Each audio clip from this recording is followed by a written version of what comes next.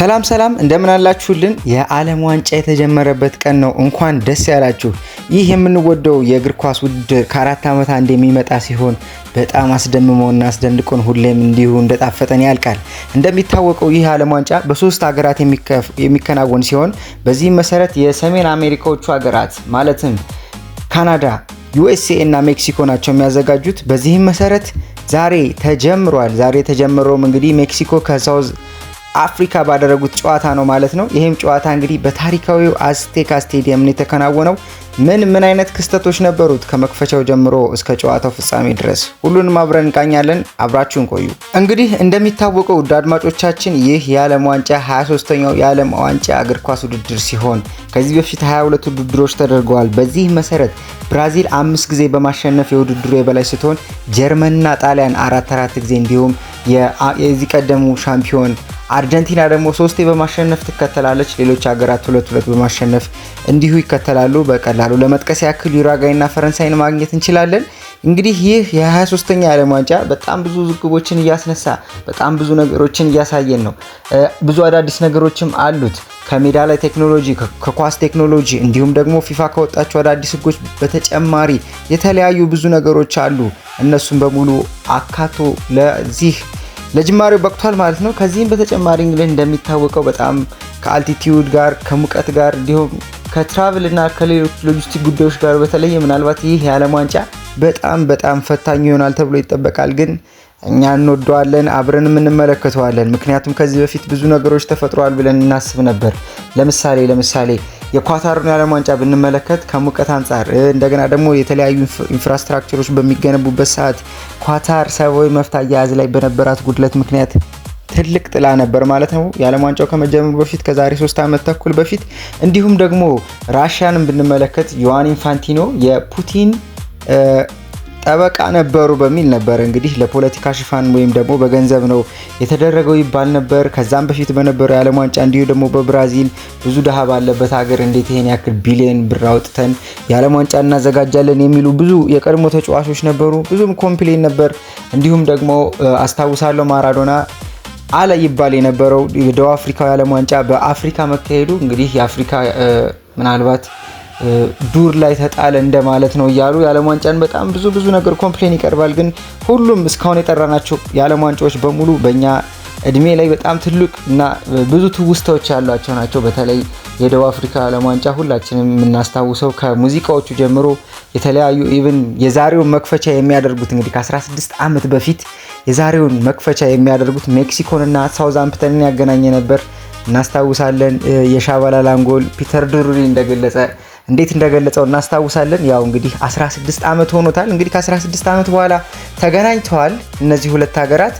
ወደ ጨዋታው ከመመለሳችን በፊት ግን የሚጫወቱበትን ሜዳ እስኪ እናንሳ። ይህ ሜዳ አዝቴካ ይባላል። አዝቴካ በጣም በእግር ኳስ ታሪክ ውስጥ በጣም ትልቁ ሜዳ ነው።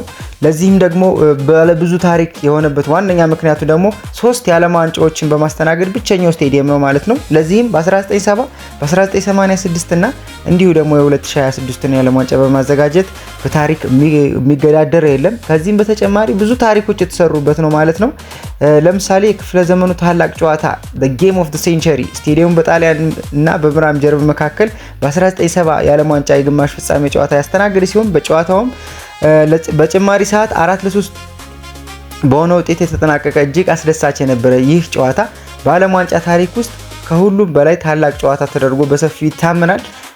ከዚህም በተጨማሪ እንግዲህ ይህ ስቴዲየም ብዙ ነገሮችን አሳይቶናል። ከምንም በላይ ግን የማራዶና ድንቅ ብቃት ወይም ደግሞ ማስተርፒስ በ1986 ያሳየበት ድንቅ ጊዜ አይረሳም። የአርጀንቲናና የእንግሊዝ የሩብ ፍጻሜ ጨዋታ ላይ ዲያጎ ማራዶና ያችን አወዛጋቢ የእጅ ኳስ ወይም ደግሞ ሃንድ ኦፍ ጋድ ብሎ የቆጠራትን ጎል ያስቆጠረበትና እንዲሁም ከዛ በመቀጠል ከግማሽ በላይ የሆኑ የእንግሊዝ ተጫዋቾችን በማለፍ ወይም አታሎ በማለፍና ድሪብል በማድረግ የክፍለ ዘመኑ ምርጥ ጎል ኦፍ ዘ ሴንቸሪ የተባለችውን ጎል ያስቆጠረው በዚህ ስቴዲየም ላይ ነው ማለት ነው። ስለዚህ በጣም ትልቅ ስቴዲየም ነው። ከዚህም በተጨማሪ ደግሞ እንግዲህ ፔሌ ለብራዚል የመጨረሻ ጨዋታውን ያደረገበት እንዲሁ ግዙፍ ስቴዲየም ነው ማለት ነው ይህ ስቴዲየም። ከዚህ በተጨማሪ እንግዲህ ይህ ስቴዲየም በጣም ብዙ ትልቅ ድባብ ያለው ስቴዲየም እንደሆነ ይታወቃል። እናም ፊፋ በማርች ነበረ መፍቀድ የቻለው ምክንያቱም ብዙ እድሳት ያስፈልገዋል በሚል ፊፋ ትልቅ ኮምፕሌን ነበረው የሜክሲኮ እግር ኳስ ፌዴሬሽን ላይ። ከዚህ በተጨማሪ ስለዚህ እግር ኳስ ሜዳ አንድ ልንጨምር የወደድነው ጉዳይ ቅድም ያነሳ ነው የተለያዩ የኢንቫይሮንመንታል ወይም ደግሞ እነዚህ ኤክስ ፋክተሮችን ስንመለከት በጣም ከፍተኛ አቲቲዩድ ላይ ያለ ስቴዲየም ነው። በግምት 7200 ጫማ ከባህር ጠለል በላይ ያለ ስቴዲየም ሲሆን ከዚህም በተጨማሪ ይህንን ወደ ሜትር ስንቀይር 2200 ሜትር ከፍታ ላይ ኦልሞስት ከአዲስ አበባ በ400 ሜትር ነው የሚያንሰው። እንደሚታወቀው እንግዲህ ከተማችን በአፍሪካ ካሉት መዲናዎች ሁሉ በከፍታ አንደኛ የምትገኘው ከተማ ነች። እንግዲህ ስለዚህ ከፍታ ላይ መገኘቱ ይህ አስቴካ ስቴዲየም ምናልባትም እግር ኳስ ወይም ደግሞ ኳስ ከሌሎች ስቴዲየሞች በፍጥነት የሚጓዘው እዚህ ሜዳ ላይ ነው ማለት ነው። ለዚህም ደግሞ ዋነኛ ምክንያቱ ምንድነው? እንዳልነው የቅድሙ የባህር ጠለል ከፍታ ላይ መገኘቱ የአየር እፍግታን ወይም ደግሞ ይሄ ዴንሲቲን መቀነስ ይችላል ማለት ነው። ለዚህም ደግሞ ዋነኛ የሆነው ምንድነው?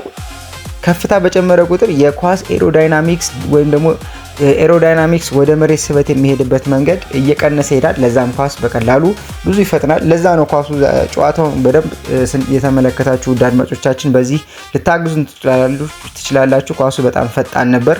ምናልባት ግን ተጫዋቾች ትንሽ በተለይ በሳውዝ አፍሪካ በኩል ምናልባት ደከም ብሎ ያየንበት ነበር ማለት ነው። ይህንን ካልናችሁ ስለሜዳው እስኪ ደግሞ አሁን ወደ ጨዋታው እንመለስ። እንግዲህ የውድድሩ አዘጋጅ የሆነችው ሜክሲኮ በደመቀ ሁኔታ ነበር የ2026ቱን ፊፋ ወርልድ ካፕ መክፈት የቻለችው። በዛም ላይ እንግዲህ ውጤቱን እንደሚታወቀው 2-0 ሳውዝ አፍሪካን ማሸነፍ ችላለች። እነዚህ ኢልትሬ ወይም ደግሞ ባለ 3 ቀለሞች የሚባሉት ሜክሲኮዎች በዓለም ዋንጫ ታሪክ ውስጥ 8 ጨዋታ የመክፈቻ ጨዋታዎችን አድርገው ያለመሸነፍ ጉዟቸውን እንግዲህ ቀጥለዋል። በ6ቱ በማሸነፍ በሁለቱ አቻ በመውጣት እንግዲህ በቅርብ እንኳን ከሳውዝ አፍሪካ ጋር ያደረጉት ሁለቱን ጨዋታዎች አንዱን ዛሬ ሲያሸንፉ ከ16 ዓመት በፊት ደግሞ እንግዲህ ያን በጃቡላኒ ኳስ በደቡብ አፍሪካ የተደረገውን ጨዋታ አቻ መውጣታቸው የሚታወስ ነው ማለት ነው። እንግዲህ ታሪካዊ ስቴዲየም አስቴካ ላይ በነበረው እጅግ ሞቅ ያለ ድባብ ውስጥ ኤልትሬዮ ወይም ትሪ ከለርስ በ5ኛው ደቂቃ ላይ ነበር ስሜትን የሚይዝ ሙከራ ማድረግ የቻሉት ማለት ነው። በዚህ መሰረት ራውል ኤሚሬስ በከትባክ የደረሰውን ኳስ ወደ ጎል አክርሮ መጥቶ ነበር፣ ግን ሮዋን ዊሊያምስ የሳውዝ አፍሪካው ግብ ጠባቂ በጥሩ ሁኔታ አድኖበታል ማለት ነው። ከዛም እንግዲህ ከዚህ ስህተታቸው ባፋናዎች አልተማሩም ነበር። ምክንያቱም ገና በ9ኛው ደቂቃ ነበረ ሜክሲኮ መሪ የምትሆንበትን ጎል ማግኘት የቻለችው።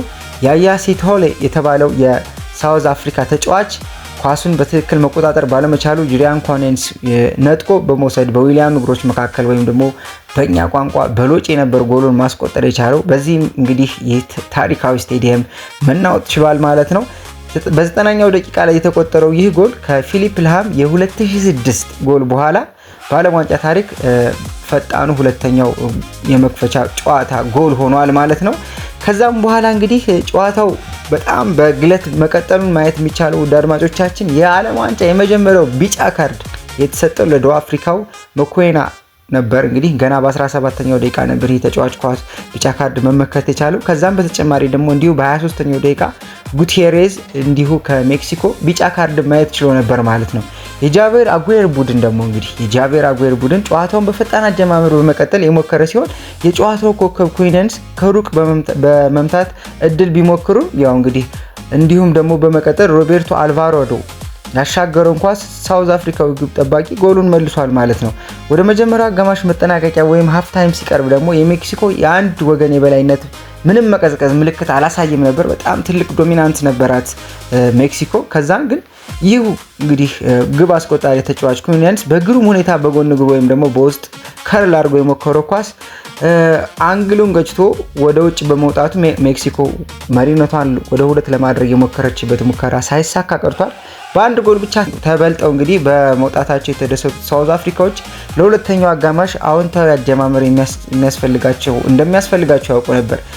ነገር ግን ይሁን እንጂ የሂጎ ብሮስ ቡድን በ49ኛው ደቂቃ ሲቶሌ የመጨረሻ ተከታታይ ሆኖ ሳለ በብራያን ጉቲየሬዝ ላይ በፈጸመው ጥፋት ከሜዳ በመሰናበቱ እንግዲህ የደቡብ አፍሪካ ብሔራዊ ቡድን በ10 ተጫዋች ለመጫወት ተገደደ ማለት ነው። እዚህ ጋር እንግዲህ ይህ ተጫዋች መጀመሪያም ስህተት የሰራው ይሄ ነበረ ሲቶሌ። ድጋሚም እንግዲህ ከጎል ውጪ እንዲሁ ቀይ ካርድ በመመልከቱ ቡድኑን እንግዲህ ለአደጋ ዳርጓል ማለት ነው። በቀጣይም የበላይነት እንዲሁ በከፍተኛ መነሳሳት የተዘጋጀችውና በሜዳዋ ፊት በጣም ጥሩ ስትጫወት የነበረችው ሜክሲኮ ጨዋታውን ወደ መጨረሻዎቹ 30 ደቂቃዎች ሲቃረቡ ጫናዋን አጠንክራ ነበር። ግን ረፍት ሰዓት ላይ ፎክስ ስቱዲዮ ውስጥ የነበረው ሎስ አንጀለስ የነበረው እንግዲህ ከዝላታን ኢብራሂሞቪች ጋር ቴሪ ሄንሪ ሜክሲኮን ሁኔታ አልጣመኝም፣ ምክንያቱም 1-0 ብቻ መብራት አስፈላጊ አይደለም ወይም ደግሞ በቂ አይደለም፣ ተነሳሽነትን መጨመር አለባት እያለ ነበር።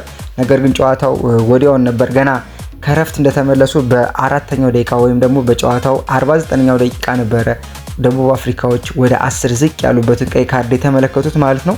ሁለተኛ ጎል ብዙም ሳይቆይር እንግዲህ ራውል ሂሜኔዝ ማስቆጠር ችሏል። እንግዲህ ራውል ሂሜኔዝ አሁንም የቴሪ ሄንሪን ጉዳይ እናንሳና የቴሪ ሄንሪን አስተያየት እንመልከት። ከጨዋታው ማለቅ በኋላ ልጁ ደስታውን የገለጠበት መንገድ በተለይ መጀመሪያ አልቫራዶ ያደረገው ክሮስ በጣም ምርጥ ነበር። እሱም ደግሞ እንዳጥቂ እንቅስቃሴውን አስጀምሮ ነበር፣ በቢልድ አፕ ላይ ተሳትፏል። ከዛም በኋላ ፋር ፖስቱን ይዞ የተንቀሳቀሰበት መንገድ በጣም የሚገርም ነበር። እንግዲህ ከአልቫራዶ እንግዲህ የደረሰውን ኳስ በጭንቅላቱ ገጭቶ ወደ ጎልነት ቀይሯል ማለት ነው። በዚህም መሰረት ለአገሩ ሁለተኛ ጎሉን በማስቆጠር 2-0 መሪነትን አጠናከረ ማለት ነው። ግን ይሄ ተጫዋች በቅርብ ጊዜ ነበረ ከ2 ወር በፊት ነበር አባቱን ያጣውና ሁለት እጆቹን ወደ ላይ በማንሳት እንግዲህ ፕሬይ በማድረግ ይመስላል እንባውን መቆጣጠር ሳይችል በመቅረት ነበር ደስታውን መግለጽ የቻለው። ለዚህም ደግሞ ዋነኛ ምክንያቱ በዚህ ታሪካዊ ስቴዲየም ላይ ጎል ማስቆጠሩ ነው። በጣም የሚገርመው ግን እንግዲህ ራውል ሂሜኔዝ በወልቭስ እና በፉልሃም የምናውቀው ምርጥ የፕሪሚየር ሊግ አጥቂ አሉ ከሚባሉ አጥቂዎች ውስጥ አንዱ ነበር። እንግዲህ ከፍተኛ ጉዳት ደርሶበት ከዳቪድ ሉዊዝ ጋር በነበረ ክላሽ ወይም ደግሞ ግጭት ራሱ ላይ አርም ባንድ ነገር ወይም ደግሞ የሆነ ባንድ ይጠመጥማል። ይህ ተጫዋች እንግዲህ በዓለም ዋንጫ የመጀመሪያ ጎሉን ያስቆጠረው።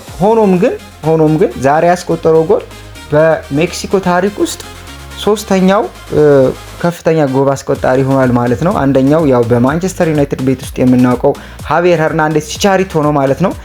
ይህ ጎል የጨዋታውን ፍክክር ሙሉ በሙሉ ያበቃለት ሲሆን በፋና መከራ መባጃውን ላይ ተቀያሪ ተጫዋች ታምቤ ዝዋኔ የሚባል እንግዲህ የማሜሎዲ ሰንዳውንስ 36 ዓመት አንጋፋ ተጫዋች አልቫራዶ ላይ በሰራው አላስፈላጊ ጥፋት ድጋሚ በቀይ ካርድ በመውጣት አገሩን በሁለት ጎል ልዩነትና እንዲሁም በሁለት ተጫዋቾች በማነስ እንድትመራ ማድረግ ቻለ። እንግዲህ ይህ አንጋፋና ልምድ ያለው ተጫዋች ለ8 ወራት ያክል ጨዋታ ሳይጫወት አሁን ራሱን ለውድድር ዝግጁ አድርጎ ነበር የመጣው። ሆኖም ግን ተቀይሮ ገብቶ ወዲያውን ነበር ቀይ ካርድ መመልከት የቻለው። አንዳንድ ጊዜ ተጫዋቾች በዓለም ዋንጫ ታሪክ እንደዚህ አይነት ነገሮችን ለምን ማስተዋል እንደማይችሉ አንዳንዴ ግልጽ አይደለም። ምክንያቱም ከ4 ዓመት አንዴ በሚፈጠር ውድድር ላይ ይህንን ያክል ስሜታዊ መሆንና አላስፈላጊ ጉንተላ ወይም ደግሞ ምናልባት ተጫዋች በጥፊን የተማታው በነበረ ሂደት ውስጥ እና በቫር ታይቶ ነበረ እንግዲህ ብራዚላዊው ዳኛ ለዚህ ተጫዋች ቀይ ካርዱ መስጠት የቻሉት ማለት ነው።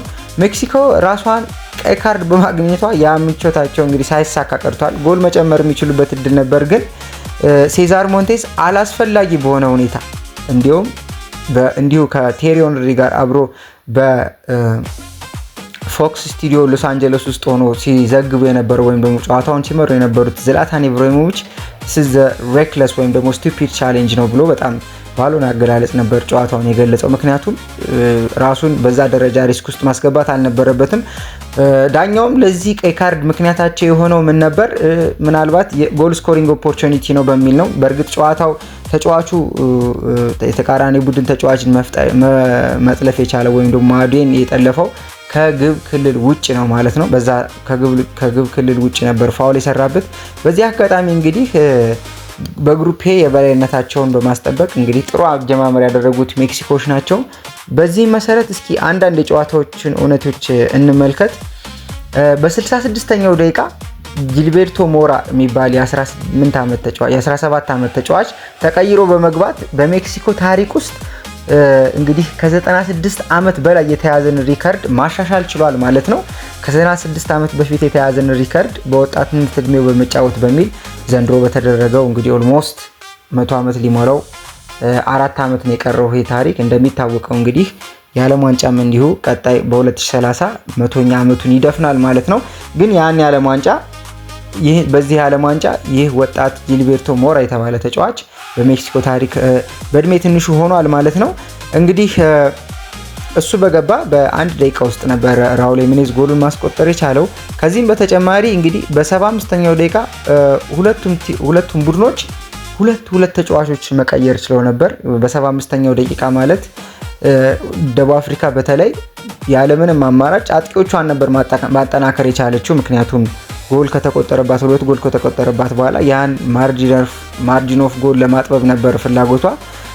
ከዛም በኋላ ነበር እንግዲህ ሁለቱ ቀይ ካርዶች የተመለከቱት ማለት ነው። ከደቡብ አፍሪካ ሁለተኛውና በ91ኛው ደቂቃ ደግሞ አምበሉ ሴዛር ሞንቴዝ ከሜክሲኮ በኩል ቀይ ካርድ መመልከት የቻለው ማለት ነው።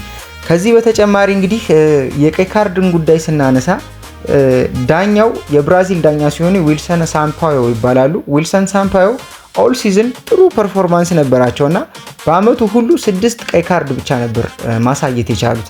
ይህም እንግዲህ እንደ ብራዚል ላለ ፊዚካል ውድድር በጣም ጨዋታ ማኔጅ የሚያደርጉበት መንገድ አንቱ የሚባል ነበር ማለት ነው። ለዛም ሳይሆን አይቀርም እንግዲህ ለዚህ መክፈቻ ጨዋታ የታጩት ማለት ነው። ሆኖም ግን ዛሬ በ90 ደቂቃ ውስጥ 3 ካርድ ማሳየት ችለዋል። ይሄ ምናልባት አስገራሚ አሃዝ ነው ማለት ነው። እንግዲህ ውድ አድማጮቻችን እንግዲህ ስለ ጨዋታው ያየነውና የተመለከትነውን ይህንን ይመስላል። እስኪ እናንተ ደግሞ ምን አስደሰታችሁ? ምን አስገረማችሁ? ከመክፈቻው ጀምሮ ሁሉን ነገር በደንብ ተከታተላችሁታል ብለን እናስባለን። እስኪ ምን የሚገርም ነገር ነበረው? አዲስ ነገር ምን ነበረው የሚለውን ኮሜንታችን ላይ ብትጽፉልን ይደርሰናል። እኛም አንብበን እንግዲህ ሪያክት እናደርጋለን። ከዚህም በተጨማሪ ደግሞ እንግዲህ ቪዲዮ ከተመቻችሁ ላይክ እና ሼር በማድረግ ለወዳጆቻችሁ ያጋሩ። ቤተሰብ ካልሆንን ደግሞ እንግዲህ ሰብስክራይብ በማድረግ የቻናላችን ቤተሰብ ይሁኑ። እናመሰግናለን። የዓለም ዋንጫ ጀምሯል። ከዚህም በኋላ የዓለም ዋንጫ ልዩ ዘገባዎችን ይዘን ሁሌም ወደ እናንተ እንቀርባለን። እናመሰግናለን። ባይ ባይ።